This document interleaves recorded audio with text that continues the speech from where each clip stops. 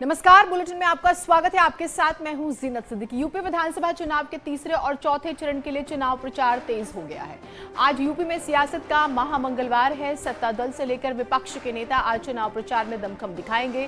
केंद्रीय गृह मंत्री अमित शाह आज औरैया, मैनपुरी और कानपुर में जनसभाएं करेंगे। अमित शाह कानपुर में डोर टू डोर कैंपेन और रोड शो भी कर सकते हैं। सीएम योगी आज कासगंज, फिरोजाबाद और इटावा में ताबड़तोड़ रैलियां करेंगे। अखिलेश यादव की बात की जाए तो वो 4 जिलों रायबरेली, फतेहपुर, कानपुर और उन्नाव में जनसभाएं करेंगे।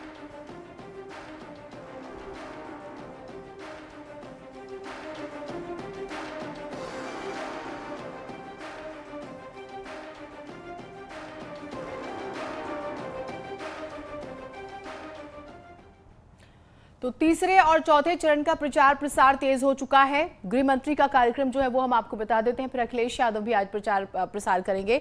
अमित शाह सुबह 11:40 पर औरैया में प्रचार करने वाले हैं और उसके बाद दोपहर 1:15 पर मैनपुरी में वो प्रचार करेंगे, चुनाव प्रचार जिसका हम जिक्र कर रहे हैं। शाम 4 बजे शाह का कानपुर में कार्यक्रम है। कल आपने कानपुर देहात से प्रधानमंत्री नरेंद्र मोदी को सुना होगा। डोर टू डोर कैंपेन और रोड शो भी कर सकते हैं। डोर टू डोर कैंपेन ये बहुत महत्वपूर्ण है। उसके बाद सीएम योगी कासगंज में सुबह 11:20 पर पहुंचेंगे और वहां पर उनके प्रचार का कार्यक्रम है। तो हम सीएम योगी का कार्यक्रम आपको बता रहे हैं। फिरोजाबाद में दोपहर 12:30 बजे चुनाव प्रचार की कमान वो संभालेंगे, यहाँ पे प्रचार प्रसार करेंगे। इटावा में दोपहर तकरीबन 2:40 पर सीएम योगी की जनसभा है। जो तीसरा चरण है, देखिए पहला चरण जाटलैंड कहा जाता है, दूसरा मुस्लिम लैंड, तीसरा यादव लैंड। और अखिलेश यादव की बात करते हैं, सुबह 11:30 बजे एक तरह से 11:25 पर वो रायबरेली में प्रचार प्रसार करने वाले हैं। उसके बाद उनका कार्यक्रम दोपहर 12:35 पर फतेहपुर में प्रचार करने का है, तो ये भी हम आपको जानकारी दे रहे हैं। उसके बाद दोपहर 1:30 बजे वो कानपुर में चुनाव प्रचार करेंगे, तो ये उनके बारे में जानकारी आ रही है। और दोपहर 2:30 बजे मानिए 2:35 पर उन्नाव में उनका चुनाव प्रचार का कार्यक्रम है।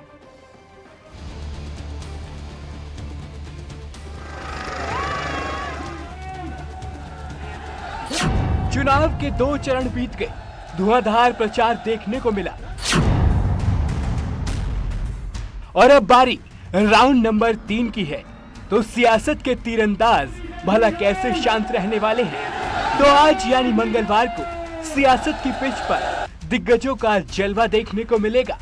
बीजेपी के चाणक्य अमित शाह आज औरैया, मैनपुरी में घर घर अपने वादों के साथ पहुंचेंगे, तो जनसभा में भी शाह की हुंकार देखने को मिलेगी। और मित्रों, मोदी शाह जी लगातार यूपी के रण में डटे हुए हैं। सोमवार को भी झांसी में शाह ने दमदार तरीके से विपक्ष पर हमला बोला। जब लूट की कमाई पकड़ी जाती है, अखिलेश के पेट में मचलन हो। अभी एक कानपुर में समाजवादी इत्र वाले के वहां रेड पड़ गई, मालूम है ना? मालूम है ना?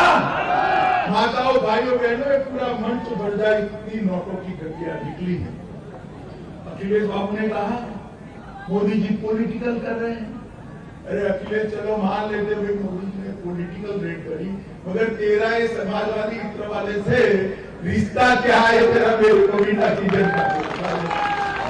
अमित शाह तीसरे राउंड के लिए प्रचार का शंखनाद करते दिखाई देंगे, तो केंद्रीय मंत्री नितिन गडकरी प्रयागराज में पार्टी प्रत्याशियों के लिए वोट की अपील करेंगे। वो यूपी सरकार में कैबिनेट मंत्री और प्रयागराज पश्चिम से बीजेपी उम्मीदवार सिद्धार्थनाथ सिंह के लिए प्रचार करेंगे। इसके अलावा गडकरी सरकार का विजन जनता के सामने भी रखेंगे। केंद्र के दिग्गज तो पूरा दम लगा ही रहे हैं, तो सीएम योगी आदित्यनाथ भी लगातार ताबड़तोड़ दौरे कर रहे हैं। आज सीएम योगी तीसरे चरण के लिए अपने प्रचार को नई धार देंगे। सीएम कासगंज, फिरोजाबाद, इटावा में अपनी बात प्रदेशवासियों के सामने रखेंगे। सीएम योगी अपनी जनसभा में विपक्ष पर कटाक्ष करना भी नहीं भूलते। सोमवार को तो सीएम ने समाजवादी पार्टी के गढ़ में ही करारा प्रहार किया। की सोच परिवारवादी है, इसलिए किसी दूसरे को पनपने ही नहीं देंगे, आगे बढ़ने ही नहीं देंगे। और यही तो करते थे ये लोग। पर्व और त्योहार आता था, दंगा शुरू कर देते थे।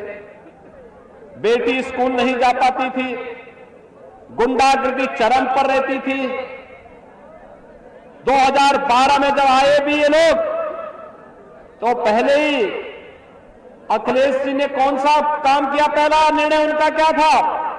हमारी आस्था के प्रतीक भगवान श्री राम के मंदिर पर अयोध्या में जिन आतंकवादियों ने हमला किया था, उन आतंकवादियों के मुकदमे वापस लेने के लिए फाइल पे साइन किए। इन्होंने पहला काम यही किया।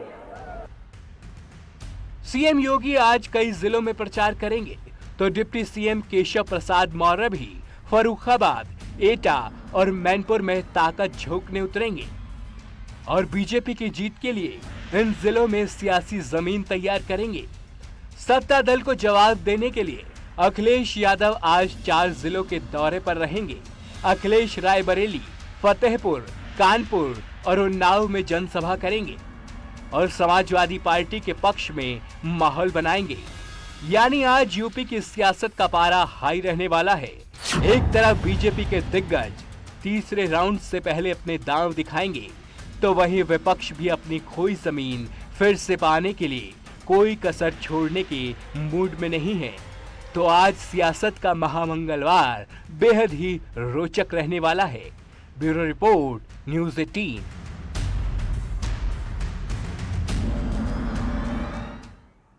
तो उत्तर प्रदेश में दूसरे चरण का मतदान खत्म हो गया। इस चरण में 9 जिलों की 55 विधानसभा सीटों पर करीब 62% वोटिंग हुई है। सहारनपुर, बिजनौर, उसके बाद बात करें मुरादाबाद, संभल, रामपुर, अमरोहा, बदायूं, बरेली और शाहजहांपुर जिले के मतदाताओं ने तकरीबन 586 उम्मीदवारों की किस्मत का फैसला ईवीएम में अब बंद कर दिया है।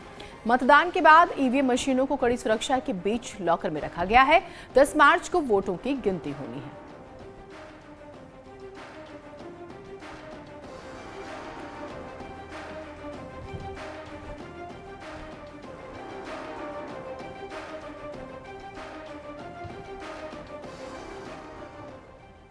तो दूसरे चरण का मतदान संपन्न हो गया। कहीं कहीं पर छुटपुट खबरें आई, नहीं तो मतदान बेहतरीन तरीके से हुआ। ग्राफिक्स के जरिए आपको बताते हैं कि यूपी के दूसरे चरण में जिलेवार कितना मतदान हुआ है।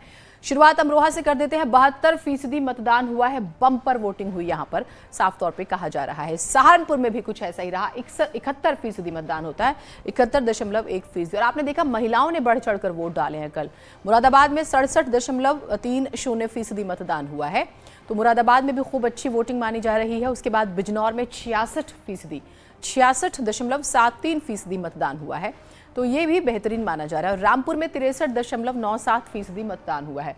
रामपुर का हम यहाँ पर जिक्र कर रहे हैं। उसके बाद संभल की बात करेंगे।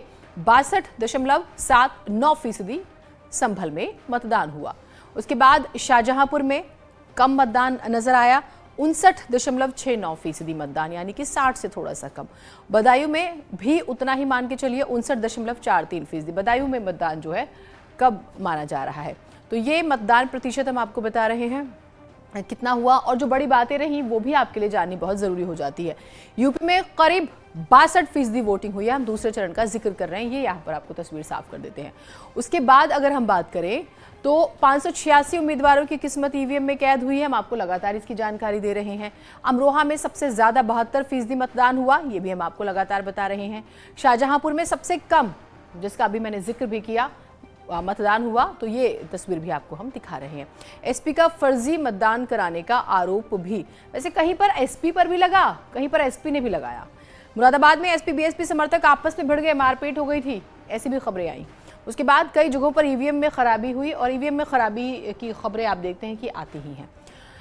नकवी ने ईसी से की है शिकायत भी हुई है इस बारे में इलेक्शन कमीशन से। वोटिंग रोकने का आरोप भी लगाया गया। तो ये कल की जो तस्वीरें हैं वो हम आपको बता रहे हैं। कांग्रेस महासचिव प्रियंका गांधी ने जालौन के कालपी में जिले की तीनों विधानसभाओं के प्रत्याशियों के समर्थन में रोड शो किया था। इस दौरान छत पर खड़ी महिलाओं ने फूल बारिश की, प्रियंका का स्वागत किया। प्रियंका ने लड़की हूं लड़ सकती हूं के रबड़ बैंड लड़कियों को बांटे।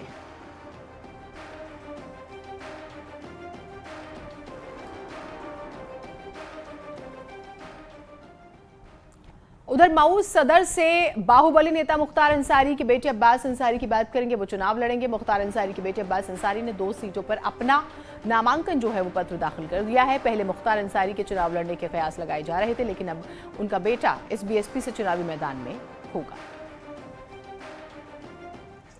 भारतीय समाज पार्टी, समाजवादी गठबंधन जी किसके नाम नामांकन हुआ है?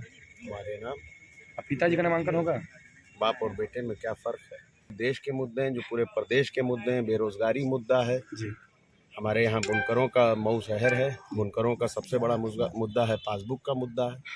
और उसके बाद जिस तरीके से आपने बंधे पर जाकर देख लीजिए, जो गरीबों के साथ अन्याय किया गया है, लोगों को घरें ढा दिए गए हैं, वो मुद्दा है।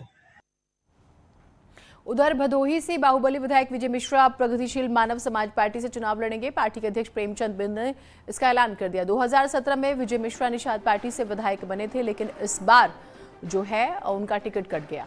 भदोही से 4 बार विधायक विजय मिश्रा फिलहाल आगरा जेल में बंद है। उन पर एक लोक गायिका से दुष्कर्म का आरोप है। आज यह निर्णय लिया गया है, प्रगतिशील मानव समाज पार्टी ज्ञानपुर विधानसभा क्षेत्र से यहाँ के वर्तमान विधायक, 4 बार के विधायक श्री विजय मिश्र को अपना उम्मीदवार बनाएगी। उधर वाराणसी में ओपी राजभर को विरोध का सामना करना पड़ा। राजभर अपने बेटे अरविंद राजभर के नामांकन के लिए पहुंचे थे, लेकिन बीजेपी समर्थकों ने इस दौरान नारेबाजी कर उनका विरोध किया।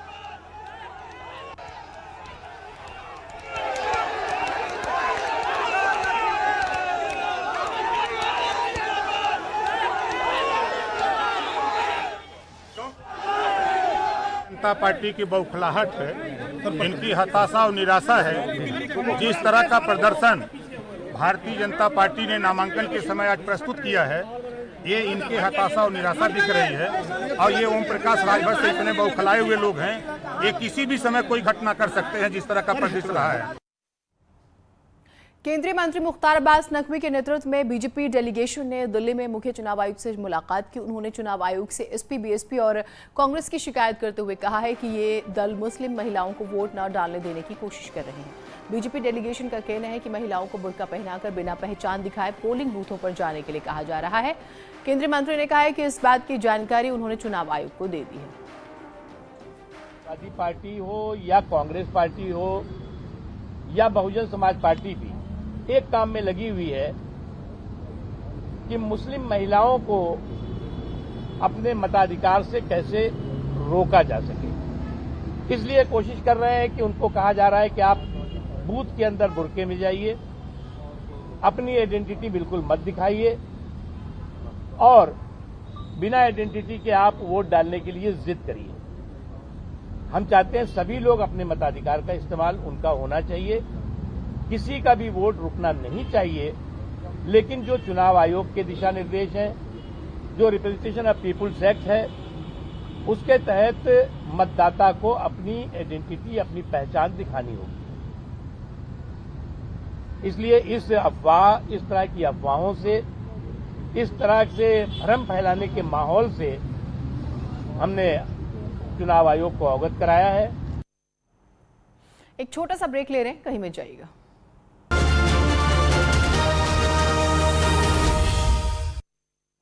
आजमगढ़ से बड़ी खबर आ रही है। शहर कोतवाली क्षेत्र में बाइक सवार 2 बदमाशों ने प्रॉपर्टी डीलर राघवेश सिंह की गोली मारकर हत्या कर दी है। बदमाशों ने 5 गोलियां मारी और असलाह लहराते मौके से फरार हो गए हैं।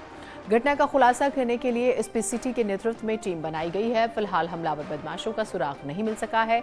मृतक प्रॉपर्टी डीलर के मुख्तार गैंग से तार जुड़े होने की बातें सामने आ रही हैं। फिलहाल पुलिस ने मामले की जांच शुरू कर दी है।